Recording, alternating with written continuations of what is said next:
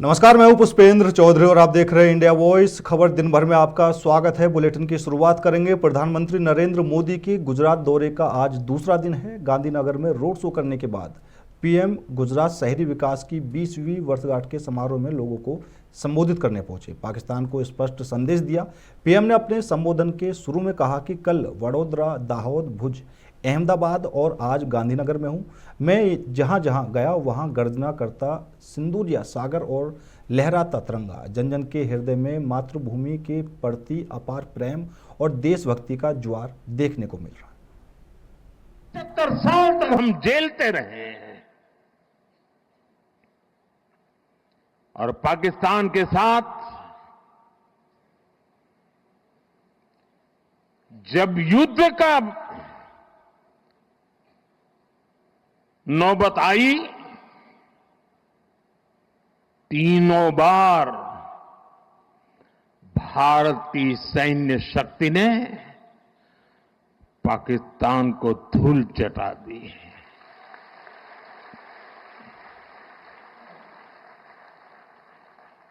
और पाकिस्तान समझ गया कि लड़ाई में वो भारत से जीत नहीं सकते हैं और इसलिए उसने प्रॉक्सी वॉर चालू किया। सैन्य प्रशिक्षण होता है, सैन्य प्रशिक्षित आतंकवादी भारत भेजे जाते हैं और निर्दोष निहत्थे लोग कोई यात्रा करने गया है, कोई बस में जा रहा है, कोई होटल में बैठा है, कोई टूरिस्ट बन के जा रहा है, जहां मौका मिला वे मारते रहे, मारते रहे, मारते रहे और हम सहते रहे। आप मुझे बताइए, क्या ये अब सहना चाहिए? क्या गोली का जवाब गोले से देना चाहिए? ईंट का जवाब पत्थर से देना चाहिए? ये कांटे को जल मुर्द से उखाड़ देना चाहिए?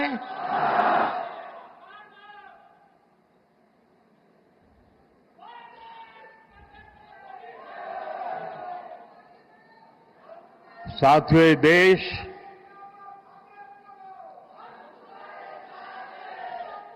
उस महान सांस्कृतिक परंपरा को लेकर के चला है,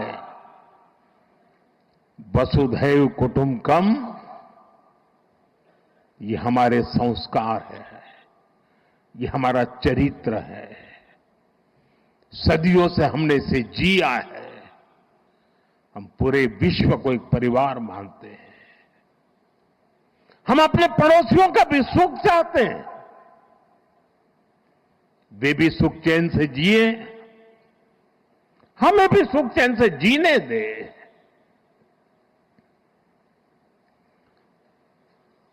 ये हमारा हजारों साल से चिंतन रहा है। लेकिन जब बार बार हमारे सामर्थ्य को ललकारा जाए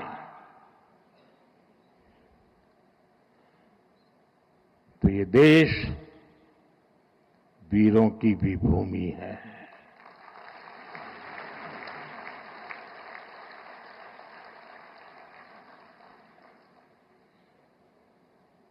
आज तक जिसे हमें प्रॉक्सी वॉर कहते थे,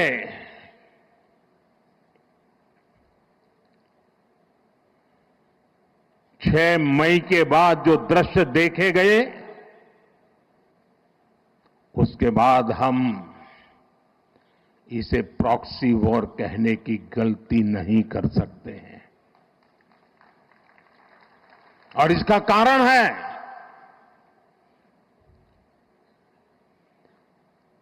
जब आतंकवाद के 9 ठिकाने तय करके 22 मिनट में, साथियों 22 मिनट में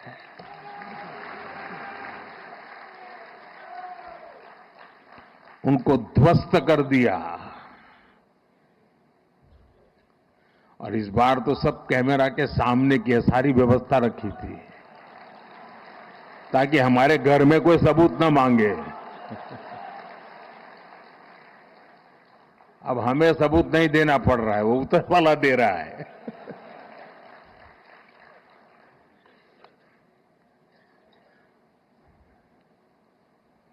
और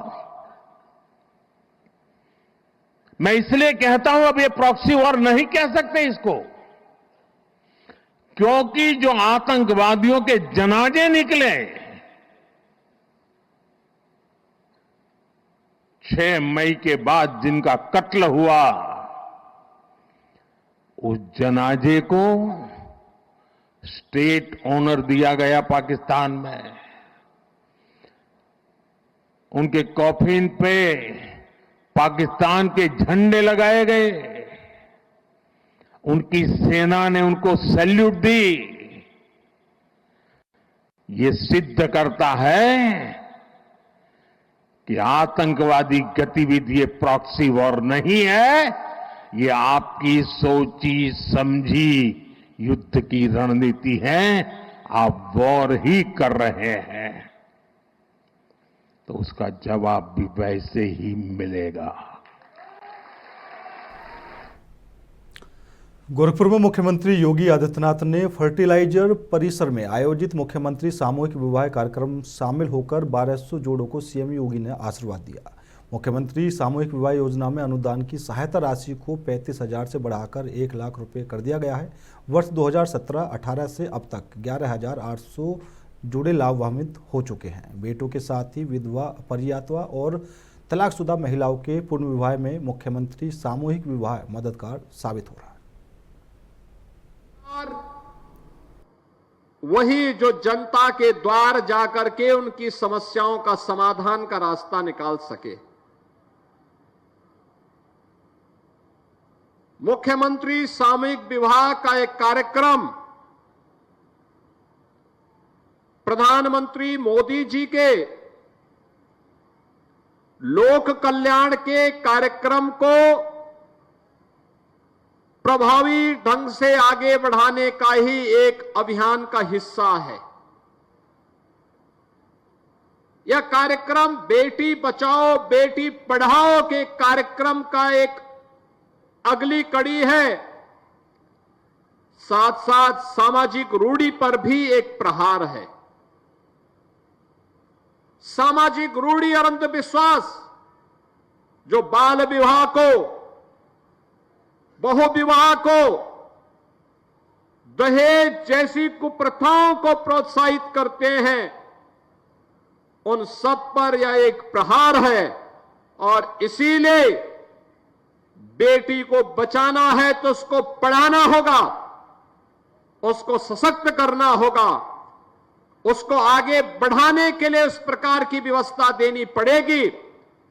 2017 में जब भारतीय जनता पार्टी की डबल इंजन की सरकार प्रदेश में आई थी, उन अभिभावकों की इस पीड़ा को समेट करके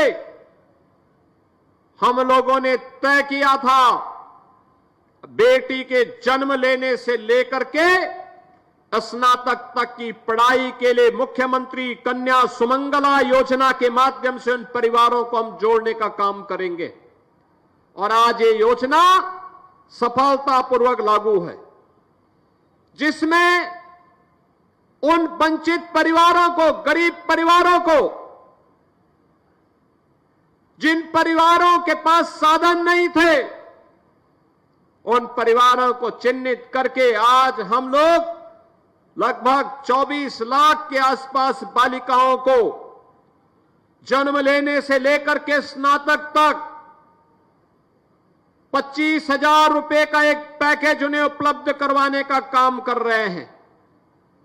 बेटी जन्म लेगी, जैसे ही रजिस्ट्रेशन होगा उसके खाते में धनराशि आ जाएगी। बेटी 1 वर्ष की होगी तो बेटी के 1 वर्ष के होते ही सभी प्रकार के टीका से आच्छादित करने का सर्टिफिकेट जैसे ही दिखेगा, बेटी के अकाउंट में पैसा आ जाएगा। बेटी पहली क्लास में जाएगी, विद्यालय में रजिस्ट्रेशन का कागज दिखाइए, पैसा आपके अकाउंट में आ जाएगा। बेटी 5वीं क्लास पास करेगी, 6ठी क्लास में भर्ती होगी, उसके अकाउंट में फिर पैसा आ जाएगा। बेटी 8वीं क्लास पास करेगी, 9वीं में जैसे ही गई, रजिस्ट्रेशन होते ही उसके अकाउंट में एक धनराशि आ जाएगी। बेटी आगे अगर ITI करना चाहती है, पॉलिटेक्निक करना चाहती है, आगे की पढ़ाई करना चाहती है, एक निश्चित राशि एडमिशन होते ही उसके अकाउंट में आ जाएगा। बहनों और भाइयों, ये 25,000 की एक राशि हम लोगों ने बेटी के लिए रखा है, जो बेटी की सुरक्षा के लिए उसका संबल बनेगा। एक तरफ मुख्यमंत्री कन्या सुमंगला योजना और दूसरी तरफ बेटी के लिए अगर वह शादी ब्याह के योग्य हो गया तो अभिभावक को चिंता की आवश्यकता नहीं, चिंता की आवश्यकता नहीं। मुख्यमंत्री सामूहिक विवाह की योजना, इसमें कन्या दान करने के लिए स्वयं मुख्यमंत्री, मंत्री, सांसद, विधायक, ये सभी लोग उपस्थित होकर के इस कार्यक्रम के साथ जुड़ते हैं और उन अतिथियों का स्वागत करने के लिए वहां दिखाई देते हैं, जो लोग इस सामूहिक विवाह कार्यक्रम के साथ जुड़ते हैं। आप सोचिए, अगर किसी के घर में शादी होती, हो सकता मुझे समय नहीं मिलता, मैं हो सकता नहीं जा पाता, लेकिन गोरखपुर में सामूहिक विवाह हो रहा है, लखनऊ का सारा कार्यक्रम छोड़ करके मैं यहां चला आया कि चलो इसी बहाने हम लोग जाएंगे, उन कन्याओं को आशीर्वाद देंगे, उन परिवारों को धन्यवाद देंगे। और ये तो कन्या तो प्राचीन हमारी मान्यता रही है कि गांव की बेटी सबकी बेटी। फिलहाल रुकेंगे छोटे से ब्रेक के लिए। ब्रेक के बाद खबरों का सिलसिला लगातार जारी है। ब्रेक के बाद एक बार फिर आप सभी का स्वागत है। रुक करेंगे अगली खबर का। दिल्ली की मुख्यमंत्री रेखा गुप्ता ने दिल्ली में कोविड-19 की स्थिति और तैयारियों पर कहा कि यह किसी प्रकार की तत्काल या चिंताजनक स्थिति नहीं है। यह खांसी जुकाम जैसा एक सीजनल वायरस है। स्थिति पूरी तरह से नियंत्रण में है। हमारे सभी अस्पताल सजग हैं और कहीं किसी प्रकार की अनदेखी नहीं है। यह ऐसा वायरस नहीं है जिस कारण कोई चिंता या घबराहट हो। जितने भी दंगों में लोगों का कत्लेआम हुआ, कभी पिछली सरकारों ने, ना कांग्रेस के टाइम पे ना आम आदमी पार्टी के टाइम पे लोगों को उनके अधिकार मिले, किसी भी प्रकार का सहयोग उन परिवारों को दिया नहीं गया। ये माननीय प्रधानमंत्री नरेंद्र मोदी जी के कारण से पहले भी हमारे इन सिख परिवारों को सहायता राशि दी गई, जब उन्होंने 5-5 लाख रुपए इन परिवारों को दिए थे। और अब प्रधानमंत्री जी के मार्गदर्शन में ही दिल्ली सरकार ने 125 व्यक्तियों को, जो सिख दंगों के दौरान मारे गए थे, उन परिवारों से हमने नौकरियां देने का पूरा कार्य पूरा किया है और जिसमें से कई लोगों ने अब ज्वाइन भी कर लिया है। हम ये चाहते हैं कि देश में अन्याय जिनके साथ हुआ है, 84 के दंगों के हमारे सिख भाइयों के साथ न्याय होना चाहिए। उनके साथ सरकार खड़ी है, कंधे से कंधा मिला के खड़ी है और उनके न्याय के लिए जितनी भी नौकरियां उनको दी जानी है, सरकार उनको जरूर देगी। ये किसी भी प्रकार की कोई इमरजेंसी या अलार्मिंग सिचुएशन नहीं है। कोविड जैसा पिछले दिनों में हमने देखा कि ये इस तरह का एक वायरल हो गया है कि जिसके कारण से केवल जैसे खांसी जुकाम आता है, उसी तरह का ये सीजनल वायरस है और पूरी तरीके से स्थिति कंट्रोल में है। सारे हमारे हॉस्पिटल सजग हैं और कहीं भी किसी भी प्रकार का कोई अनदेखी है नहीं और बहुत ज़्यादा कंट्रोल में स्थिति है और ऐसा वायरस नहीं है ये जिसके कारण से कोई चिंता या घबराहट हो। टिहरी गढ़वाल में आयोजित प्रथम गजा घंटाकर्ण महोत्सव 2025 कार्यक्रम में सीएम धामी ने शिरकत की। वहीं उन्होंने टिहरी गढ़वाल की जनता को संबोधित करते हुए क्या कुछ कहा है वो आपको सुनाते हैं। उस यात्रा का ध्वज आपने मेरे हाथ में दे रखा है, लेकिन उस ध्वज के हम सब साथी हैं। उस गंतव्य के, उस यात्रा के हम सब सह यात्री हैं। जब हम सब मिलकर एक दिशा में चलेंगे तो कोई ताकत हमको हिंदुस्तान का श्रेष्ठ राज्य बनने से नहीं रोक सकती है। उसी प्रकार हमारे प्रधानमंत्री जी का विकसित भारत का संकल्प पूरा होने से कोई नहीं रोक सकता है। भाइयों बहनों, भारत विकसित भारत बनेगा, भारत दुनिया का नंबर 1 भारत बनेगा, भारत दुनिया का विश्व गुरु भारत बनेगा, भारत दुनिया को नेतृत्व देने वाला भारत बनेगा। भारत आगे चलेगा, पूरी दुनिया उसके पीछे चलेगी।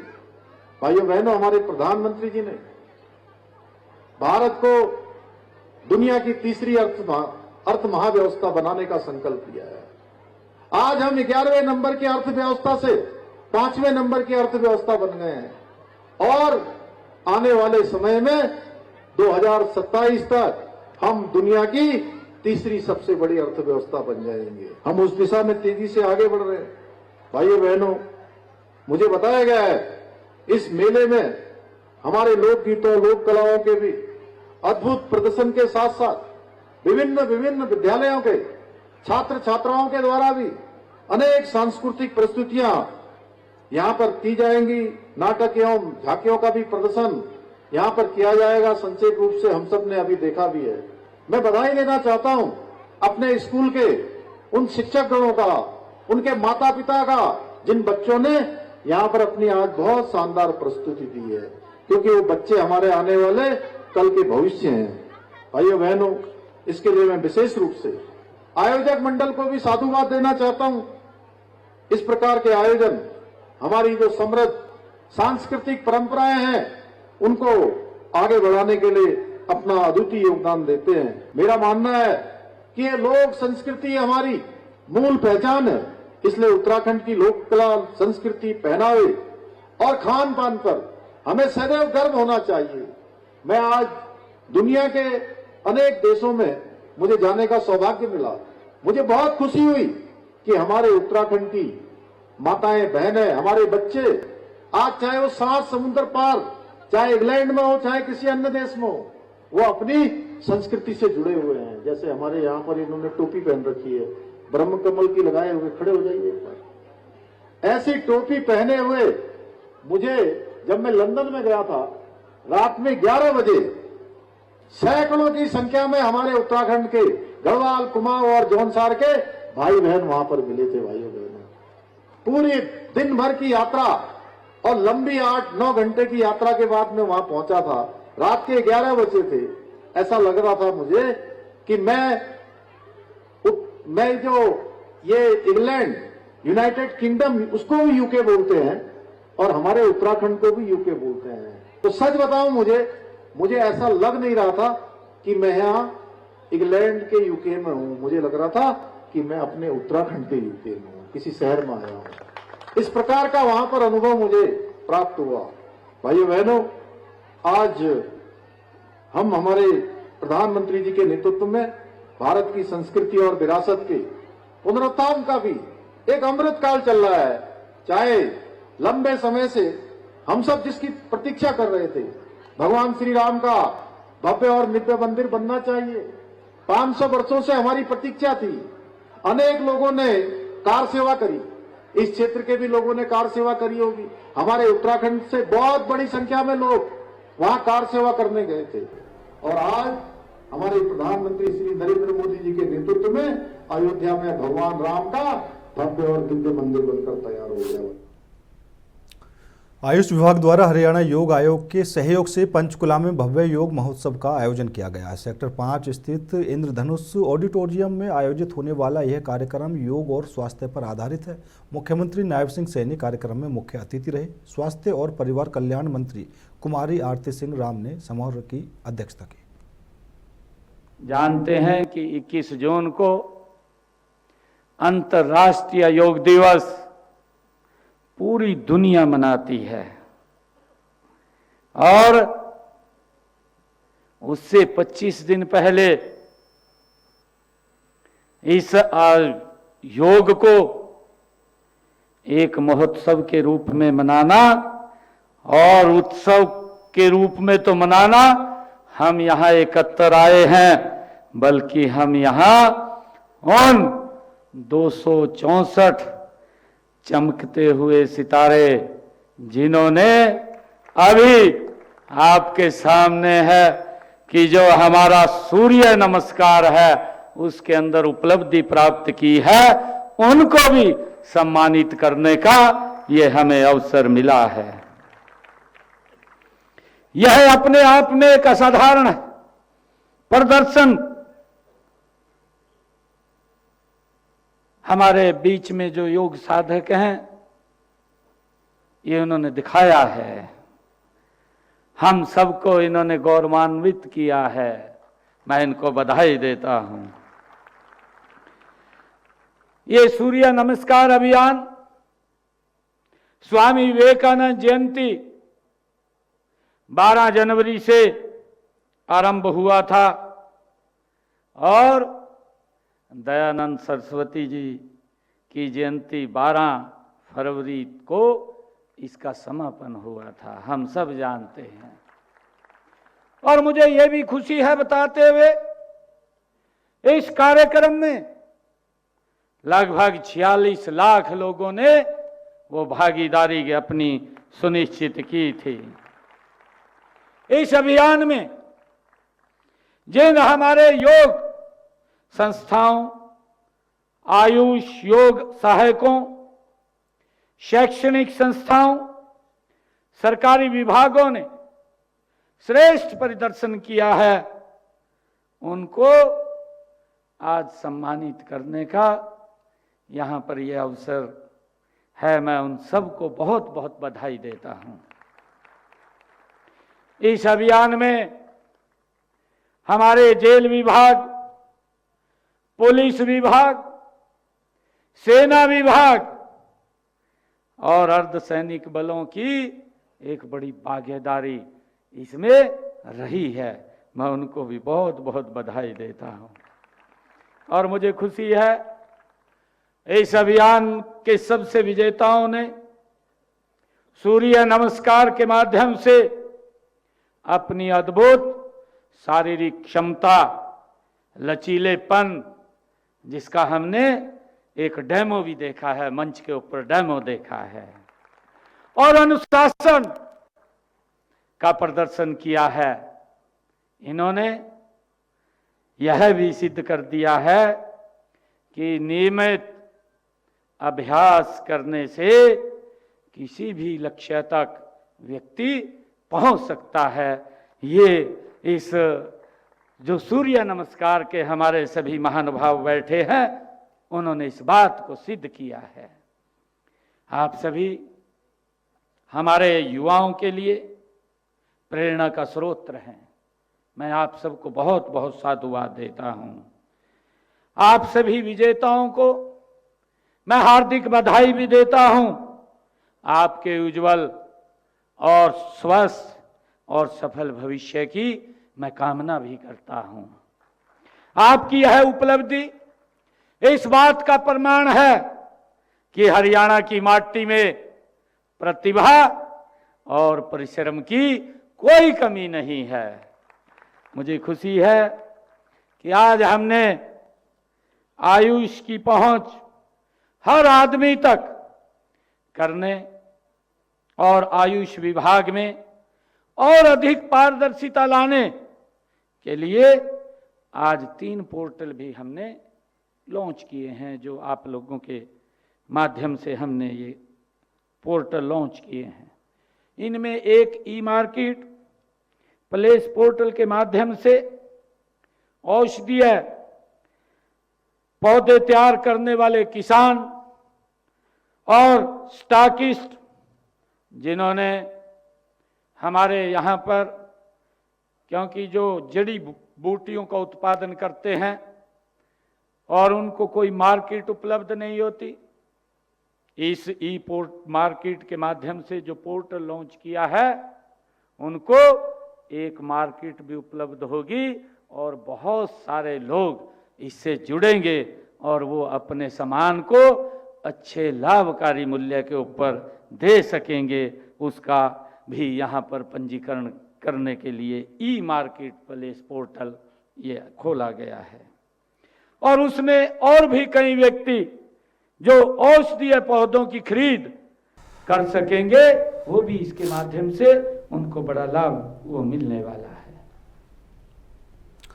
फिलहाल मेरे साथ इस बुलेटिन में इतना ही। बाकी देश और दुनिया की तमाम खबरों के लिए देखते रहिए इंडिया वॉइस।